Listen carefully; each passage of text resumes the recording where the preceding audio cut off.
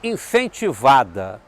pela Lei 4.017 Aldir Blanc, a Sociedade Fluminense de Fotografia, fundada na cidade de Niterói em 1944, oferece 4 cursos de fotografia dentro do nosso projeto Fotografia para Todos.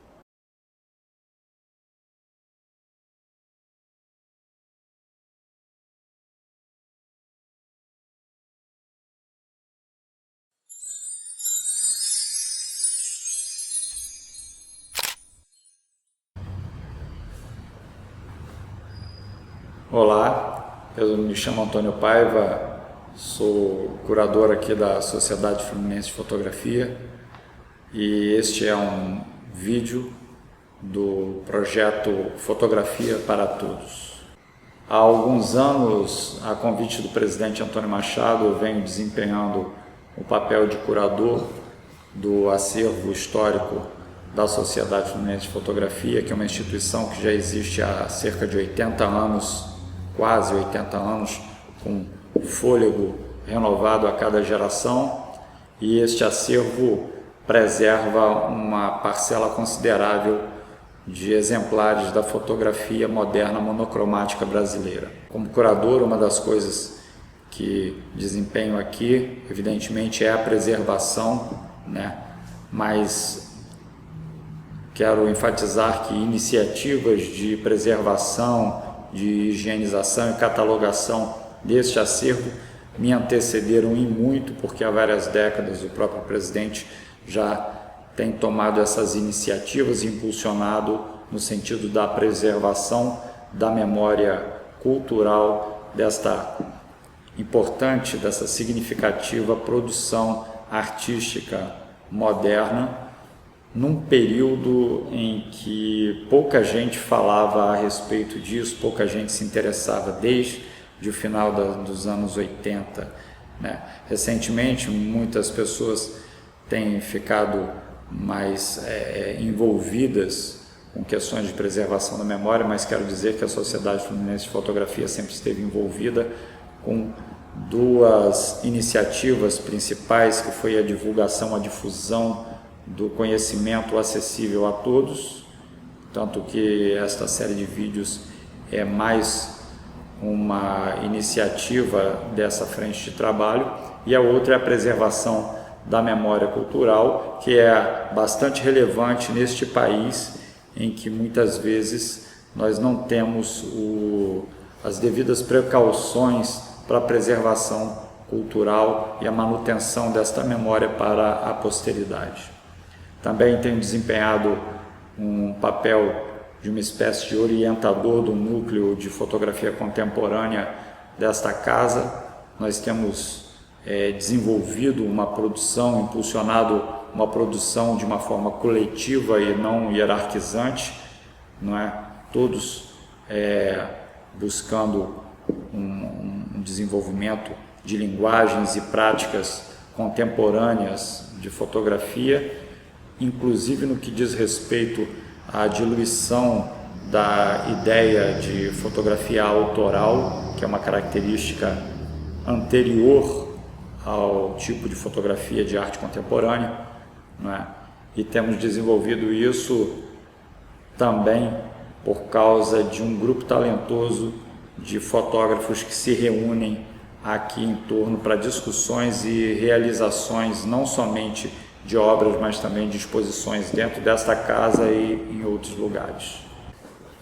Este vídeo é o primeiro de uma série de 3 em que pretendo esboçar aqui, anunciar um pouco de um assunto relativo a um tipo de objetivo de que gosto muito, é importante para o meu trabalho, mas também queremos falar sobre todo um envolvimento cultural e histórico do uso deste tipo de visualidade que se configurou através do desenvolvimento das objetivas grande-angulares. Então, nosso assunto será técnico, histórico, artístico, falando rasamente, é claro, muito rapidamente sobre as grande-angulares. Então, vou tentar aqui esboçar algumas considerações de ordem tecnológica e artística, alguma coisa técnica, mas minimamente técnica, né? Porque não há espaço ainda para isso, questão de tempo, mas mostrarei também, procurarei mostrar alguns exemplos com imagens de alguns exemplos mais antigos, outros mais recentes, desde o final da Idade Média,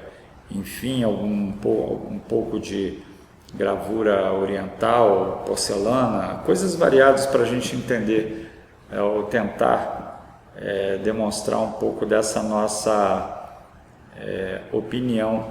sobre o uso das grandes angulares no passado e até hoje, visando desenvolver um olhar realmente contemporâneo no que diz respeito ao uso dessa categoria muito importante de objetivas. Nós estamos agora no começo do ano de 2021 e muitos podem não se dar conta disso, mas é um ano bastante importante para a fotografia, porque há exatos 1000 anos atrás, um cientista, né, árabe chamado Abu Ali ibn al-Hassan, chamado comumente de Al-Hassan ou Al-Hazen, enfim, ele desenvolvia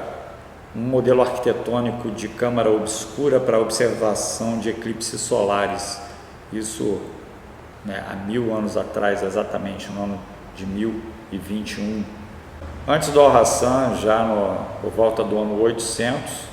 já houve em Bagdá a descoberta da fotossensibilidade da prata, coisa que na Europa demoraria 800 anos ainda para se chegar a isso. O que quero dizer é que diversos inventores, diversos cientistas e alquimistas da época, em lugares diferentes do Oriente à Europa, buscaram desenvolver uma maneira de captar imagens, alguns envolvidos com o desenvolvimento de espelhos e de lentes.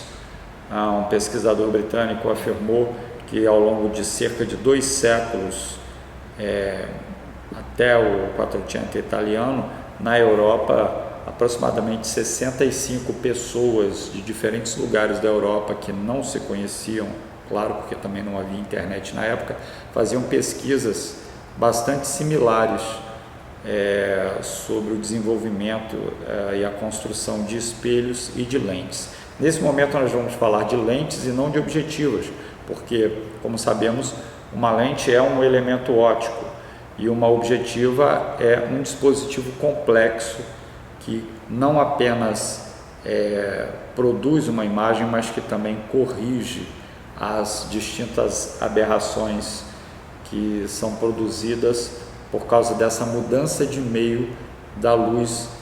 que traz a imagem para o suporte fotossensível. Então, nesses 1000 anos, ao longo desse tempo, muitos desenvolvimentos aconteceram, muitas pessoas se dedicaram, Girolamo Cardano e outros mais, tantos, até que se chega a Niepce, a Daguerre, enfim, e a outros mais desenvolvedores de tecnologia, até a tecnologia da câmera digital, enfim. E eu tenho que enfatizar que muitas das câmeras digitais de hoje, de uso popular, que não possuem objetiva intercambiável, estas câmeras são dotadas de objetivas grande-angulares, né? Porque são objetivas realmente de uso corrente. Também as câmeras de celulares, né, que são dispositivos, como sabemos, que têm popularizado a prática fotográfica para o cotidiano de milhões de pessoas em redor do mundo. Enfim, também os celulares contam com este tipo de lente, né? Então temos uma atualização nesse caso do uso da grande angular, que é reiterado desde o tempo do final da Idade Média, vamos deixar assim. Desde o final da Idade Média, na Europa, já existiam pintores, a exemplo de Giotto di Bondone, como você pode ver nesta imagem, a respeito dos quais pintores, muitos creem que eles já estavam utilizando dispositivos de auxílio ao desenho, no que diz respeito ao problema da representação pictórica da perspectiva, esta como uma forma de iludir o olho do observador com o interesse de sugerir no plano bidimensional da pintura, que naquela época era a parede do mosteiro, por exemplo, mas também pode ser um suporte de madeira ou uma tela, como aconteceu depois, a pintura sobre tela, enfim,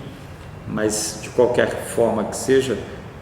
se buscava enganar o olho a fim de sugerir no suporte, um plano bidimensional, uma ilusão de um espaço tridimensional, uma transposição, uma tradução da forma com que existe tridimensionalmente uma imagem, mas que no plano ela passa a ter uma existência gráfica que simula o espaço tridimensional através do desenvolvimento disso que se chama perspectiva. Desde o final da década de 1990 já tem sido bastante conhecida a pesquisa de David Hockney no que diz respeito ao uso de instrumentos ópticos pelas mãos desses pintores. E temos que citar, nesse caso, que no Quattrocento italiano, por exemplo, Filippo Brunelleschi, que é o pai da engenharia moderna, considerado o pai da engenharia moderna, enfim, construtor do domo, da cúpula da igreja de Santa Maria em Firenze. Ele desenvolveu a tavoleta, e também o Leon Battista Alberti, com sua mesa de vidro quadriculado, que já produzia ali a possibilidade de se manter um ponto de vista para o desenvolvimento da perspectiva a partir daquela mesa, enfim. Mas não somente estes, mas também outros instrumentos ópticos. Quando vemos, por exemplo, nesta imagem a seguir, chamado Bodas de Arnolfini, uma pintura de Johannes van Eyck, pintor do realismo flamengo, uma pintura holandesa, se a gente puder falar em termos atuais, pintura holandesa. Nós vemos ao fundo dessa imagem a apresentação de um espelho convexo que tem um resultado bastante semelhante ao de uma objetiva grande angular, quase uma fisheye, um olho de peixe, não é? Então, culturalmente, até mesmo por meio da representação dessas pinturas, já se demonstra o uso de dispositivos ópticos, seja o caso de espelhos ou de lentes. Nós estamos ainda falando de objetivas que ainda demora alguns séculos para que um instrumento complexo, objetiva com vários elementos ópticos, possa ser desenvolvido. Enfim, nós vemos a partir dessa teoria do David Hockney e Falco a ideia de que pintores pós-medievais tenham, ao longo de um grande arco de tempo que abarca os estilos estéticos subsequentes, como o maneirismo, o barroco, o rococó, etc., que são estilos historicistas da arte europeia, enfim, todos esses estilos que ainda estavam compreendidos dentro de uma lógica determinada pela historicidade. Uma lógica que a arte moderna e principalmente a arte contemporânea tendem a refutar. Nessa imagem a seguir, de um códice espanhol chamado Beato de Gerona, que leva o nome do seu autor, vivia no mosteiro em Girona. Então, quando observamos agora um contraste lado a lado desta iluminura medieval do Beato de Gerona com a pintura de um outro homem santo, morador de mosteiro, que apesar de religioso, morador de mosteiro, hortelão, chamado Frangélico, apesar de serem ambos homens religiosos e residentes em mosteiros, têm uma visão de mundo completamente diferente. Por isso nós podemos notar um contraste muito claro a respeito do modo com que cada um deles trabalha a ideia de representação pictórica da perspectiva. Nós vemos, por exemplo, aqui que Frangélico ilude ou busca iludir o olhar do observador quando ele cria uma simulação gráfica do espaço, ou seja, ele cria uma geometria arquitetônica nesta cena da anunciação do anjo Gabriel a Maria, que existem várias pinturas de Frangélico com esse mesmo tema. Ele busca iludir o olhar do observador, enganar a vista, ao criar essa geometria arquitetônica que contextualiza a cena da anunciação. E não é apenas isso, porque as linhas convergentes para um ponto de fuga central, um ponto de fuga, no caso, que recai por detrás dos personagens, ao longe, não propõe uma referência à forma com que o olho humano tende a enxergar a arquitetura. Na verdade, não existe uma referência à perspectiva do olho propriamente dita, mas há uma perspectiva mais intensificada do que esta. Porque, na verdade, o triângulo dessa perspectiva, o triângulo que se propõe pela convergência das linhas, ele é mais profundo, ele tende, portanto, a criar maior dramaticidade à cena por meio dessa intensificação da perspectiva. Então, se trata de uma representação espacial não vinculada, portanto, à maneira com que o olho humano vê as coisas do mundo diante de si, mas sim um tipo de representação espacial muito mais próxima da forma, das características como as grande-angulares configuram o espaço, ou melhor, configura em imagem o espaço diante de si. Por outro lado, nesta imagem do Beato de Gerona, que você pode ver aí, nós percebemos que a didática da iluminura medieval se resolve muito diferente da forma como Frangélico havia representado o espaço. Frangélico representa o espaço buscando uma profundidade, uma ilusão de profundidade, ao passo que o Beato de Gerona não se preocupa em representar o espaço com profundidade.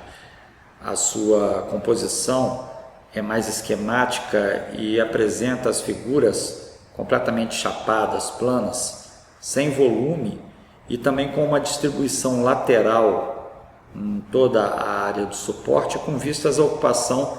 das áreas desse espaço demarcado na página do códice. Então a sua lógica parece muito mais ilustrativa de realidades, digamos, espirituais ou invisíveis, enquanto que Frangélico é muito mais do mundo físico, muito mais do mundo palpável. Apesar de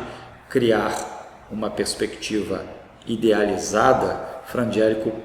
busca contextualizar a cena num cenário possível, num cenário arquitetônico. Não é? Diante dessa oposição dessas duas imagens, nós podemos perceber que a visão de mundo em cada qual dessas obras não poderia ser mais distinta uma da outra, apesar de ambos os autores serem famosos por pinturas sacras e serem homens também que residiam em mosteiros. Apesar de serem religiosos, têm uma visão de mundo muito diferente uma da outra. A iluminura, por um lado, parece devedora daqueles mosaicos bizantinos, como você pode ver nessa imagem, por exemplo, do mosaico de Justiniano com seu séquito, não é? porque os mosaicos bizantinos eles têm a ênfase numa planaridade, não apenas os bizantinos, mas os mosaicos de um modo geral, como podemos ver no caso da arte suméria e suméria acadiana, enfim, e outros mosaicos, além destes, no curso dos milênios. Mas os mosaicos bizantinos parecem talvez a referência mais próxima da iluminura do Beato de Gerona. Já Frangélico, por sua vez, ele não está vinculado ao estilo bizantino, ele parece talvez muito mais próximo. Se nós quisermos buscar uma referência antiga também, estaria muito mais próximo, por exemplo, das pinturas, dos afrescos das paredes que hoje conhecemos por causa das escavações em Herculano e Pompeia. Isso nos fala de um mundo dividido entre Oriente e Ocidente, porque, como sabemos todos, houve uma cisão no Império Romano entre o Império Romano do Oriente e o Império Romano do Ocidente. O Império Romano do Ocidente, até certo ponto, teve sua sede na cidade de Roma, e o Império Romano do Oriente com sede em Bizâncio, daí o estilo bizantino. Bizâncio, que é Constantinopla, e posteriormente Istambul. Então, por que além do bizantino, a iluminura do Beato de Gerona remete à planaridade da arte paleocristã, como você pode ver nessa pintura do Bom Pastor, e também da arte dos coptas egípcios, mas, como eu já citei, também de certo modo remete a uma planaridade mais antiga de mosaicos sumérios, até mesmo de relevos assírios e medo-persas, no que diz respeito às referências mais antigas de que nos recordamos por ora. Enquanto que, por outro lado, Frangélico não aponta muito para o passado. A única referência que ele faz, talvez, ao passado é Roma. E Roma, de certo modo, é um império que não quis se encerrar, porque ainda existe Roma, muito de Roma na Itália de Frangélico. Existe muito de Roma disseminada por toda a Europa, naquele tempo e, de certa forma, até hoje ainda. Isso, então, fala de um mundo dividido, porque Frangélico parece mais atento às inovações tecnológicas dos seus dias, inovações como recursos para que se pudesse representar a perspectiva de uma forma mais próxima do verossímil. E por causa disso nós podemos talvez dizer que a cosmovisão do Frangélico se atrela a um determinado tempo e a do Beato de Gerona a um outro, são tempos diferentes. Podemos talvez tecer esse discurso que o Beato de Gerona aponta para o passado, enquanto Frangélico, através da ciência, das inovações tecnológicas, aponta para o futuro. Só que eu não gosto de falar desse tipo de argumentação, porque nós estaríamos traçando uma linearidade de tempo, uma linearidade histórica que parece nos dizer que as coisas do passado eram piores ou menos desenvolvidas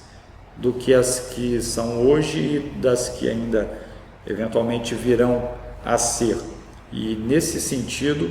existiria uma expectativa ou uma ideia de evolução, de desenvolvimento na ideia de tempo e, portanto, uma linearidade. Eu não gosto desse tipo de argumentação. Nós sabemos que essa ideia de progressão não se sustenta na prática porque, por exemplo, muito do que ocorre hoje em dia no campo social e até mesmo politicamente pode parecer um retrocesso, não é? Enfim. Então, de certo modo, dizer que Frangélico se liga ao futuro é como se fosse uma tentativa de desdenhar o passado. E esse comportamento tende a propor a ideia de Europa como o futuro, e no caso o Oriente, com toda a sua tradição, como o passado. Só que nesse caso,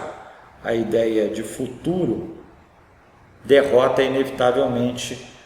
o conceito de passado nessa ideia de evolução. E não concordamos com isso porque isso está no cerne da ideia de Europa como berço da civilização ocidental, e esta é uma ideia essencialmente colonial. Então esse é o final do nosso primeiro vídeo de uma série de 3 que estamos falando sobre grandes angulares. Continue nos acompanhando, no próximo módulo nós estaremos falando diretamente a respeito do uso e características dessas lentes tão especiais.